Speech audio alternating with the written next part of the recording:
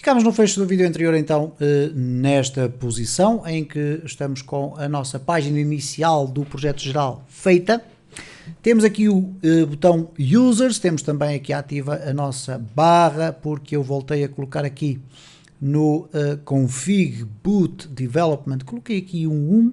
Se eu colocar o 0, já sabem, não vai aparecer aquela barra.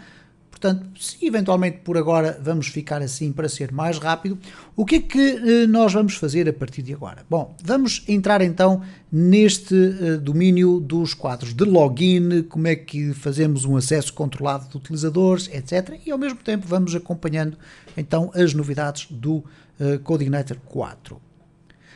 A primeira coisa que nós vamos eventualmente fazer agora é, antes de entrarmos aqui no Users, obviamente vamos criar aqui já o controlador para não termos nenhum erro, vamos começar a pensar então na estruturação da base de dados e é isso que nós vamos fazer neste vídeo também.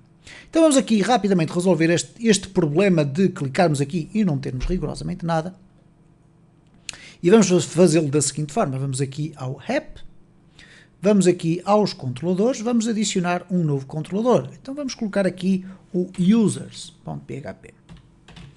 Ora, não é um fecheiro de PHP normal, porque ele deve conter um conjunto de estruturas, trata-se de uma classe, e nós não temos que inventar a roda. Uma vez que temos aqui o main, eu vou simplesmente copiar aqui tudo isto, vou copiar e colar. Ora, o que acontece aqui é o seguinte, o CodeIgniter introduz na sua estrutura, pela primeira vez, a questão dos namespaces, que não era utilizada na versão anterior, 3. E o namespace os namespaces indicam quais são os âmbitos de classes, ou a coleção de classes que nós podemos utilizar. Neste caso ele diz claramente que é para utilizar o namespace app/controllers. Depois tem aqui um use CodeIgniter controller que não está a ser utilizado em lado nenhum, mas não é importante. E depois temos então a definição da nossa classe, que é uma classe que extende o base controller, que é este fecheiro que aqui está, e a partir daí começamos a ter funções normais. Sabemos também que o public function index por defeito será então a instrução a ser executada pela primeira vez. E o que nós vamos ter aqui, por exemplo, poderemos ter aqui um echo estou aqui. Vamos aqui fazer isto como deve ser. Estou aqui. Ok? E se agora formos executar o nosso código que nos apontava aqui, no caso do main, vamos aqui fechar, vamos aqui abrir a view main. Tem aqui uma ligação para executar então este endereço, que é users.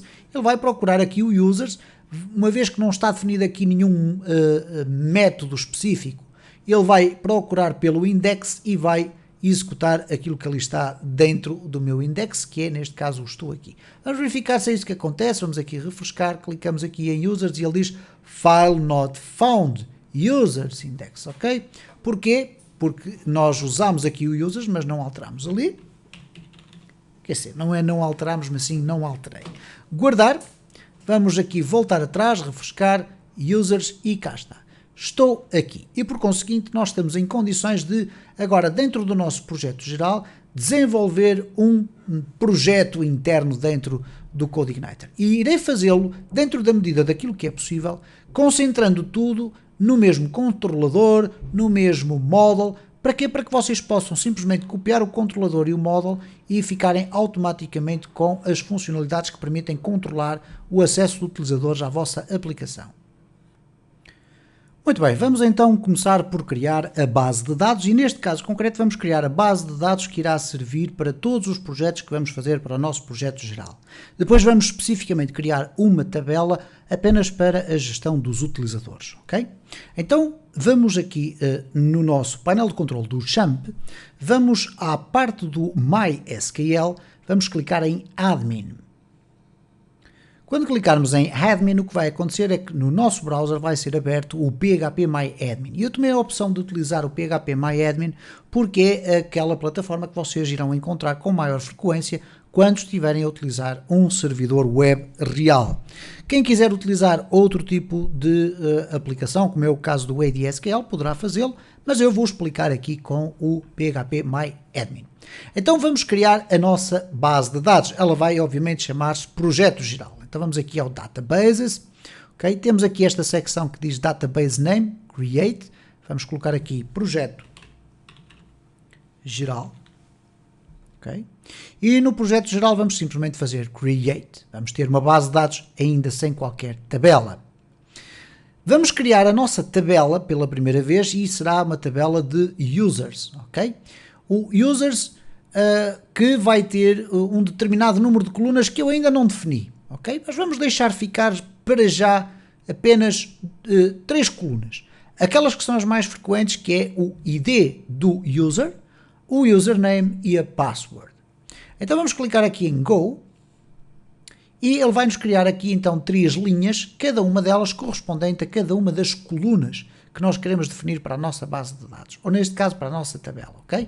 Então se nós fizermos aqui um refresh, desde lá é melhor não fazermos o refresh, vamos começar aqui pelo ID User.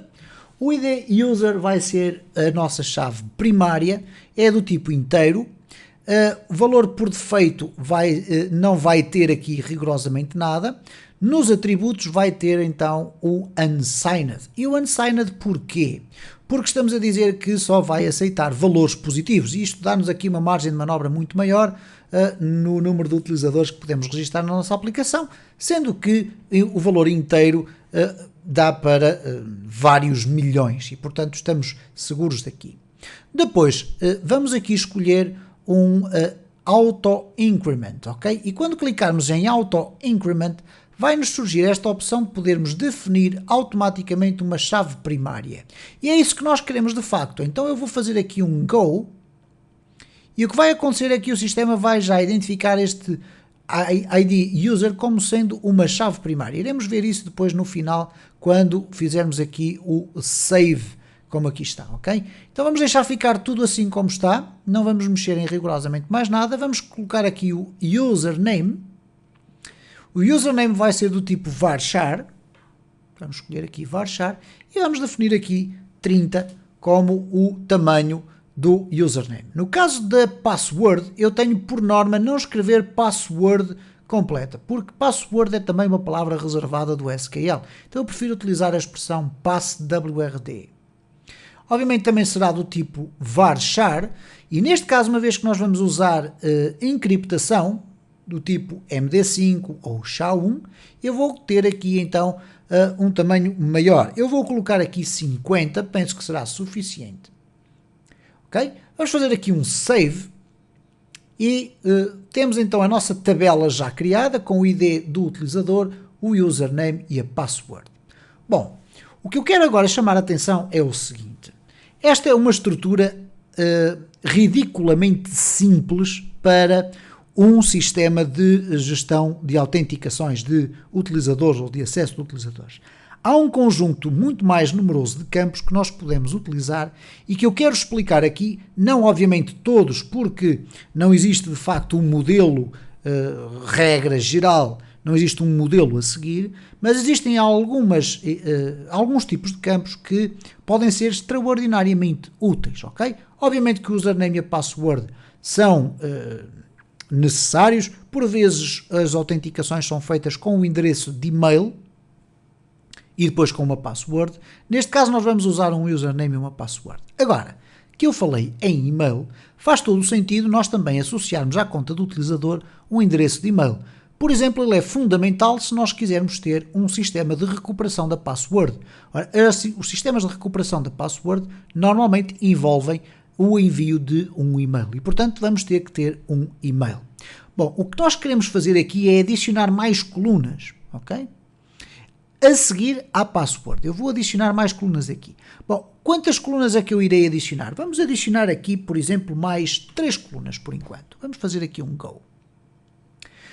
Então vamos colocar aqui alguns elementos que são importantes. Neste caso vamos colocar o e-mail, que obviamente é do tipo varchar, e é do tipo varchar se eu quiser guardar o e-mail do utilizador em texto direto. E eu estou a dizer isto porque vamos imaginar que nós queremos que, se alguém tiver acesso à nossa base de dados, não vai conseguir perceber qual é o endereço de e-mail de um determinado utilizador, então aí nós vamos ter que equacionar guardar o e-mail de uma forma diferente.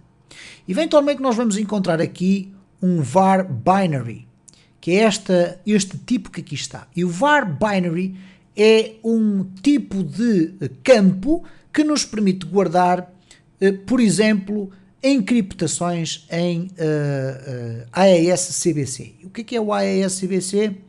É um tipo de encriptação em que nós, de facto, conseguimos guardar o e-mail do utilizador na base de dados. É uma encriptação reversível, ok?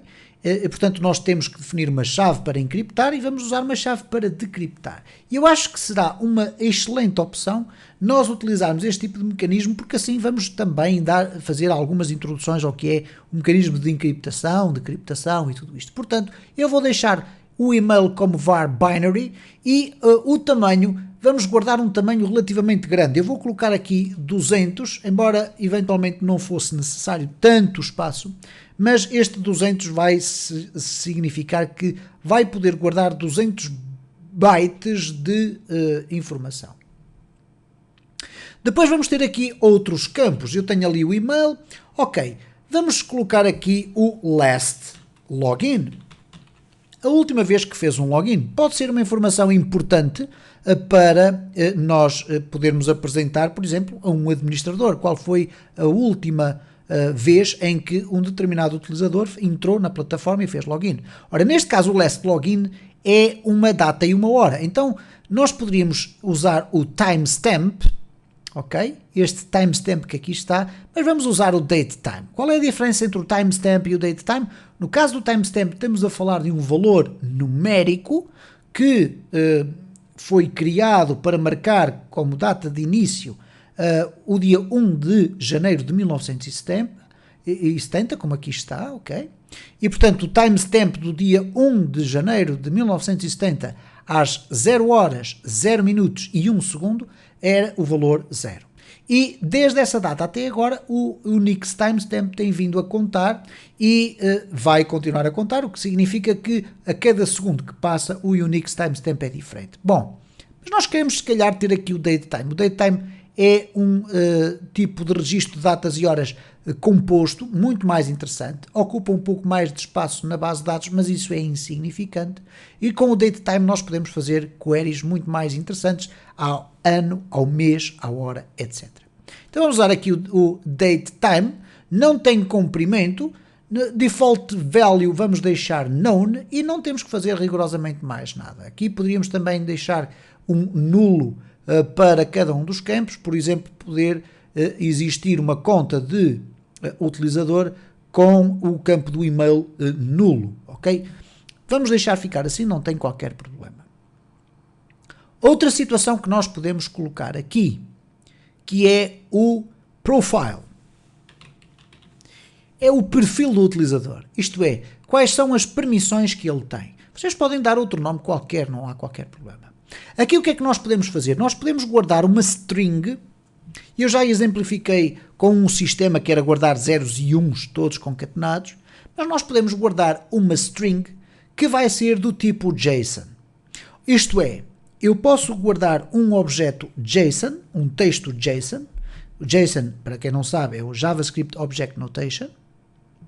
E esse texto vai conter uma estrutura que me vai permitir perceber quais são as permissões que um utilizador tem. Ora, esse texto pode ser guardado de uma forma qualquer. Eu vou guardar como text, embora o text seja algo extraordinariamente grande. Vocês reparem na descrição, ele diz ali que pode ter um comprimento de 65.000 caracteres. Eventualmente eu não necessito de ter algo tão grande. Aqui no caso do varchar, ele pode variar entre 0 e 65.000 também. Bom, se eu fizer aqui um varchar e agora escolher aqui, por exemplo, 500 caracteres, vamos ver se o sistema nos vai aceitar. Vamos fazer aqui um save, ok? Ele aceitou. Quando regressarmos aqui à estrutura da nossa tabela de users, vamos aqui à estrutura, temos então aqui já uma estrutura bem composta. Faltam ainda aqui alguns campos. Imaginem, por exemplo, a circunstância em que nós queremos que o utilizador faça a recuperação da sua password. Normalmente o que ele vai fazer é preencher um pequeno campo indicando o seu endereço de e-mail e clicando em Go. Quando clica nesse endereço de e-mail, ele vai pedir à plataforma que seja enviado um e-mail que lhe permita alterar a sua password. Mas nesse e-mail vai ter que seguir um link. E esse link ou essa hiperligação vai ter que ser uma hiperligação personalizada. O que é que isto significa? Dizer que, consoante o utilizador, irá seguir por e-mail um link distinto. E porquê? Porque esse link vai ter que identificar qual é o utilizador relativamente ao qual nós estamos a querer alterar a password. Poderão pensar da seguinte forma: bom, mas nós temos aqui alguns dados que identificam esse utilizador de uma forma única, como é o caso do seu ID. Só que o ID do user é algo que deve ser guardado para mecanismos internos. Nós não vamos estar a enviar uma hiperligação que seria, e vou escrever pseudocódigo, www.alterarpassword, ok? Está mal escrito, não tem problema, e depois colocar aqui ID igual a 1. Porquê? Porque a pessoa iria saber que, afinal de contas, dentro da sua aplicação, ele está referenciado como tendo um ID igual a 1. Então, alternativamente, o que nós podemos fazer é criar aquilo que se chama um PURL. E um PURL, ou uma Personal URL, é basicamente uma indicação que pode ser enviada por e-mail com um código que nós podemos chamar de PURL igual, e depois vai ter qualquer coisa do género, um conjunto de caracteres, uma chave quase praticamente aleatória. Mas para que isto funcione corretamente, o que é que vai acontecer? Bom, eu vou tentar abrir aqui o Paint, porque eu acho que é fundamental, mais do que estarmos aqui a escrever código sem sentido, vocês perceberem qual é a lógica das coisas. Reparem o seguinte: então nós temos aqui um user, ok? Eu peço desculpa aqui pelo desenho, ou melhor, vou fazer o seguinte: vou parar o vídeo e vou regressar com uma capacidade de desenho melhor. Bom, penso que agora estou aqui com uma capacidade de desenho melhor, porque liguei a minha mesa e vamos aqui, então aqui apagar. Então o que eu estava aqui a referir é o seguinte: vamos imaginar que temos então aqui um user, ok? Este user tem uma password que esqueceu-se dela, ok? Ele esqueceu-se da password. O que é que ele vai fazer? Ele vai pedir para fazer uma recuperação da password. E para recuperar essa password, ele vai ter que ter um endereço de e-mail associado à sua conta. Então ele vai ter que ter um e-mail para o qual vai ser enviada uma mensagem.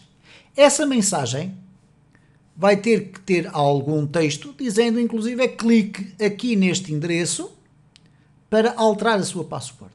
E quando ele clica neste endereço daqui, nós vamos saltar para a nossa aplicação online, onde vamos necessitar de apresentar aqui um quadro onde ele indique aqui a nova password, volta a reescrever a nova password e clica aqui em alterar. Ora, para que ele possa entrar aqui dentro deste espaço e para que o sistema, ao ser submetido, possa reconhecer qual é o utilizador ao qual nos estamos a referenciar, nós vamos então usar esse PURL. E este PURL não é nada mais, nada menos do que um código, que será um código que pode ser temporário e que fica associado àquele utilizador. E esse código pode, inclusive, permitir que só esteja disponível durante X horas, por exemplo. Imaginem que eu quero fazer um reset à password, mas esse reset à password tem que ser, ou a recuperação da password tem que ser feito no prazo de 24 horas. Então eu posso criar condições na minha tabela de utilizadores para que isso aconteça dentro dessas condições. Bom, eu vou agora desligar aqui a minha mesa e vamos regressar ao nosso código. Muito bem, vamos aqui então fechar e não vamos guardar, obviamente. O que eu digo é o seguinte: nós vamos criar aqui um PURL e um time do PURL, isto é, quando é que o PURL foi criado. Esse PURL só vai ser preenchido com dados quando o utilizador quiser recuperar a sua password. Então vamos aqui definir mais duas colunas, ok? A seguir ao profile, vamos clicar em Go e vou colocar aqui PURL, Personal URL. Vamos colocar aqui um varchar que vai ter um tamanho que pode ser, por exemplo, de 20 caracteres, ok? Não é preciso mais do que isso. E aqui vamos colocar um PURL time, isto é, quando é que ele foi criado. Vamos definir aqui também um date time. Há muita gente que gosta de utilizar o timestamp Eu pessoalmente gosto de utilizar o datetime. O timestamp é muito interessante porque ocupa menos espaço na base de dados, mas deve ser usado em circunstâncias muito específicas, por exemplo, para verificar se um determinado registro já foi processado ou não. Pode iniciar-se com um timestamp igual a 0 e depois termos um timestamp diferente de 0, ok? E esse timestamp pode ser sempre convertido para data e hora, mas assim nós ficamos logo com a data e hora. Então temos aqui o Perl Time. Vou fazer aqui um save, ok? Vamos novamente aqui à estrutura e temos aqui então o Perl e o Perl Time. Outra circunstância que nós podemos agregar aqui, e vejam bem que nós começamos com 3 e já vamos com uma série delas, que é o utilizador estar ativo ou inativo.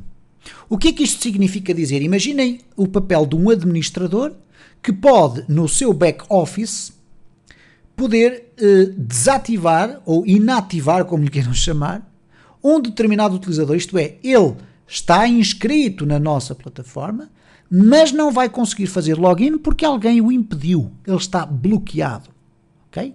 Então, nós vamos criar aqui uma outra coluna chamada Active. Para além disso, existe uma outra circunstância que tem a ver com o facto de nós podermos eliminar utilizadores. Ora, nós nunca devemos eliminar utilizadores. O que nós podemos fazer é criar um outro campo que se pode chamar Deleted, que vai ficar com um timestamp, por exemplo, e o que é que vai significar esse campo? Se esse campo tiver um valor de timestamp, significa que o administrador dos utilizadores eliminou aquele utilizador. Isto é, ele não vai conseguir fazer mais nenhuma vez o seu login. Obviamente que este campo é reversível, mas o que é que vai acontecer na prática? O utilizador já foi como se a conta dele tivesse sido eliminada. Ok? Então vamos aqui ver o seguinte, eu vou aqui colocar 2 e vamos depois encerrar o vídeo com esta explicação. Eu vou clicar aqui em Go, vamos colocar aqui o Active, ativo. Para o Active nós não precisamos de nada mais do que um bit, e o bit pode guardar valores zeros e uns, que é o equivalente ao valor booleano, verdadeiro e falso. Ele está ativo ou não está ativo, portanto só pode ter dois estados, 0 ou 1.